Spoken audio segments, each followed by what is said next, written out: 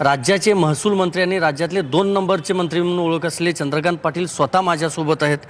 दादा, एकतर उग्र आंदोलन सुरू झालेलं आहे. साताऱ्यात काही वेळापूर्वीच आता हिंसक वळण लागलेलं आहे. पण हे सगळं सुरू असताना कायम चर्चेत ते तुमचंच नाव आहे.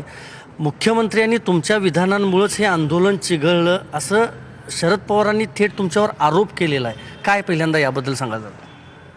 मी या निमित्ताने तुमच्या माध्यमातून संपूर्ण महाराष्ट्राला आणि प्रामुख्याने मराठा समाजाला नम्र निवेदन करतो की काल मी कुठेही समाजाला चुकीचं काही बोललो नाही. काही चुकीचं समजलं असेल आणि भावना दुखावल्या असेल तर मी दिलगिरी व्यक्त करतो.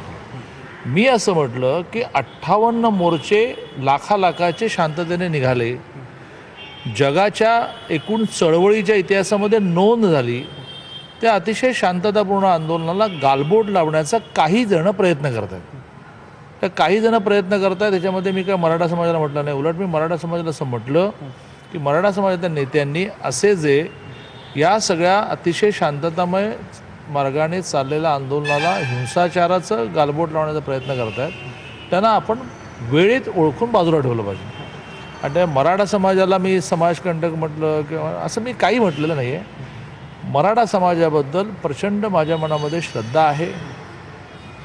आरक्षण, रिझर्वेशन हा माझा पॉलिटिकल अजेंडा नाही, ती माझी कमिटमेंट आहे, ती माझी बांधिलकी आहे. आणि त्या भूमिकेतून गेले जवळजवळ 2 वर्ष रात्रंदिवस या विषयासाठी मी काम करतो आहे. वारंवार मुख्यमंत्र्यांशी चर्चा करतो आहे. मुख्यमंत्र्यांनी सगळे अधिकार मला दिले, माझ्या सब कमिटीला पूर्ण अधिकार दिले. त्यामुळे दर आठवड्याला बैठक घेऊन अनेक विषय मार्गी लावले. उदाहरणार्थ वार्षिक उत्पन्न 8 लाखापेक्षा कमी आहे अशांच्या पाल्यांची निम्मी फी भरणं याचा निर्णय तर आता मेडिकल BDSसाठी पण झाला. मेडिकलची डीम युनिव्हर्सिटीमधली फी 33 लाख रुपये वर्षाला असते. त्याची निम्मी म्हणजे 16.5 लाख फी सरकार भरणार. गेल्या वर्षी ही निम्मी फी 2,64,000 विद्यार्थ्यांची 600 कोटी सरकारने भरली. आणि मला असं वाटतं की गेले 2 वर्ष त्यामुळे मराठा समाजाला न्याय मिळण्यासाठी रात्रंदिवस प्रयत्न करणारा चंद्रकांत पाटील मराठा समाजाबद्दल चुकीचं वाक्य बोलणार नाही. माझ्या वाक्याचा विपर्यास करून काही जण राजकारण करत आहेत. त्यांना माझी नम्र विनंती आहे की राजकारण राहू दे तुमचं बाजूला. समाजामध्ये ज्याच्यातून विद्वेष निर्माण होईल, समाजामध्ये ज्याच्यातून हिंसा निर्माण होईल अशा प्रकारचं विधान करून स्वतःचं राजकारण आपण करू नका. मी कुठेही मराठा समाजाला दूषणं देणारा बोललो नाही.